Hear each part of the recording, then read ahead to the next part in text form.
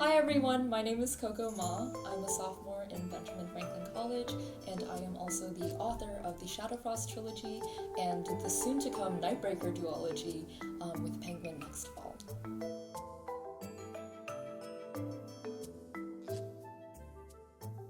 One of the biggest inspirations to me as a writer was all of the reading that I did as a kid. I loved reading fantasy novels, but in general, I don't think I really dreamed of becoming a writer until I started writing a book.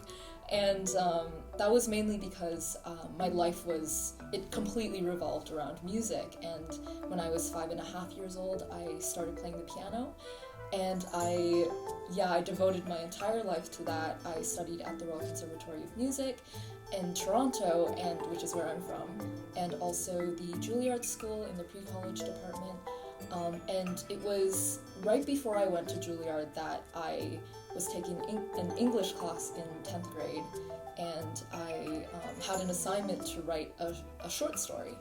And so I started writing this short story, and it just kept getting longer and longer and longer until it was like 50,000 words long, and I felt like I had this story to tell and it was only half finished.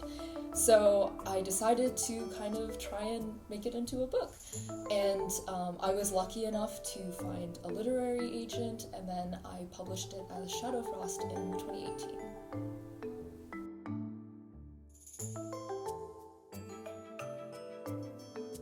So Shadowfrost was my first book. I began writing it when I was 15, and it's a young adult fantasy novel, a loose fairy tale retelling of Snow White, and it's about a princess who is heir to the throne, and in order to prove her worthiness to the throne, she has to go out and kill an unkillable demon that has been terrorizing her kingdom. So that poses some problems, as you can probably imagine. I was lucky enough to sign Shadowfrost as a 3-book deal, so it became a trilogy, and I published that in 2018. And thanks to Shadowfrost, I had so many amazing opportunities to go out and travel and meet other authors, some of whom have been great mentors to me. And eventually my experiences in writing and publishing Shadowfrost led me to working on my next book, Nightbreaker.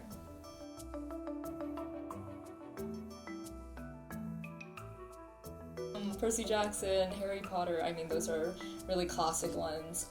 I did read Sarah J. Maas's Throne of Glass series when it first came out, and that I really think was kind of this staple series that really changed the game for young adult books and the young adult genre in general.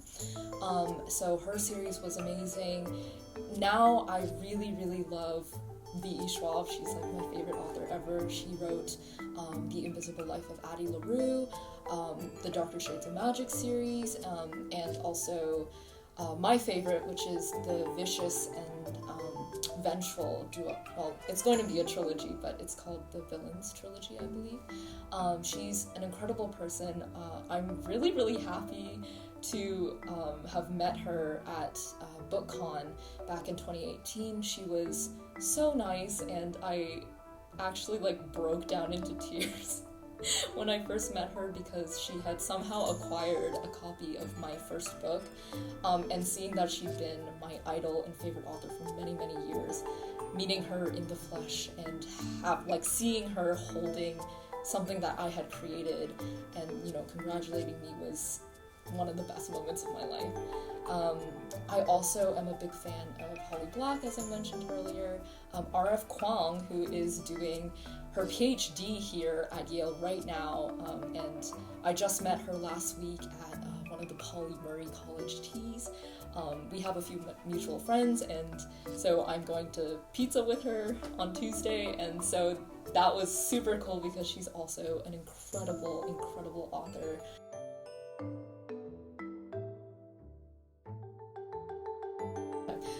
So besides V.E. Schwab, I met a lot of fantastic authors. lots of people who I have, admired for many, many years, including Rick Riordan.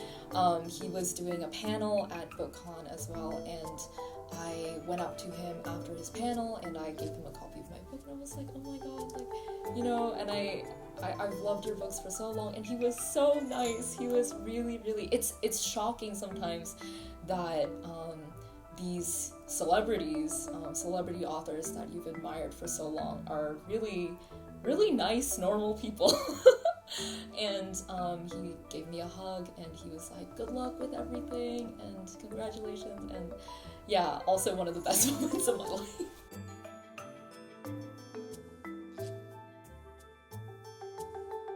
Percy Jackson, as I mentioned, was a big influence for me as a young reader, and the next book that I'm coming out with, Nightbreaker, is also set in Manhattan, and it also has this kind of fantastical, monsters, magic element to it, and I'd say one of the kind of pitches we were going with when I was first working on it was that it was kind of like Percy Jackson but aged up a bit, and instead of a Greek mythology, I kind of established a New York mythology. So there are these items called the artifacts, which are historically and culturally significant objects to New York City, and they have a lot of power and hold a lot of mystique and intrigue.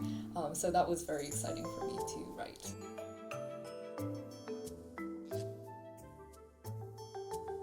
So I used to be big on drafting. I thought drafting was the most fun, the place where you kind of get to release your creativity and write all sorts of crazy things that you can just cut or edit later on. But I think that drafting takes a lot of mental energy and focus, and given my schedule at school and being a student, it can be really difficult to find large chunks of time in the day to kind of do that, which is why revising is now a lot of fun for me, because I can just kind of pull out my laptop in between, that 10-minute break between classes, or on my phone while I'm waiting in line at the dining hall, to kind of just make small tweaks here and there and approve changes by my editor. So that, I guess that's a little less stressful for me, but drafting of course does bring a lot of pleasure to me. I think that I do reserve it usually for when I do have larger chunks of time, either during school breaks or the summer. I do a lot of drafting during the summer. But yeah, writing in general is just a lot of fun.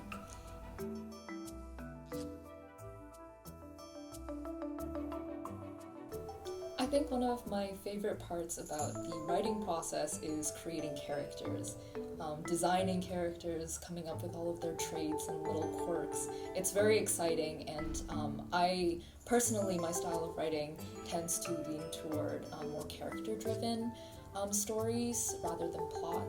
So being able to kind of figure out what a character's flaws, what their strongest desires are, what they're willing to do to achieve those desires, even though, of course, there are all sorts of obstacles that will always keep them from doing so. I think that's such an amazing and fun process.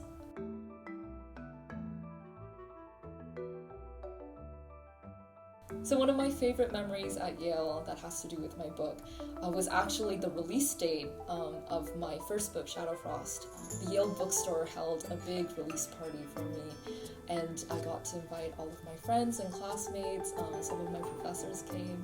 It was really, really a wonderful time. I did a little reading, and I think that Yale in general has been very influential for me in terms of just my writing style. I think when I first started writing, I was very influenced by what I was reading, and at the time, most of the books that were coming out were very not diverse, is how I'm going to describe it. And so as a result, when I wrote Shadowfrost, I was very young, and I didn't really even consider having the main character be a person of color, even though I myself am Chinese. So I think that kind of being at Yale and being around so many open-minded people and great influences has really encouraged me to be true to my own voice.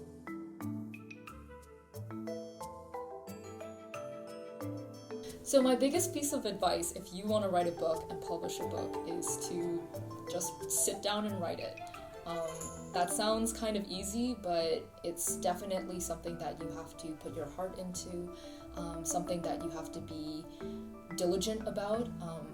And once you kind of have your full book, your full completed book, then you can start thinking about going out and finding a literary agent or writing query letters or actually getting published.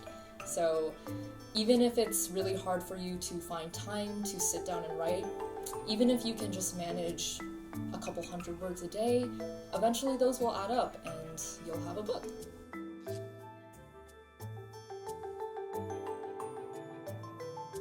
So some places that you can find my books are the Yale bookstore, and also indie bookstores. It's always really awesome to help support your local independents.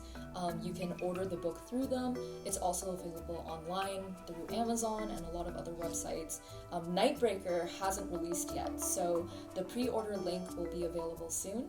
And if you want to keep up to date with that, as well as what I do at Yale and my writing process and just news about my future books, please follow me on Instagram at Cake for Coco. And yeah.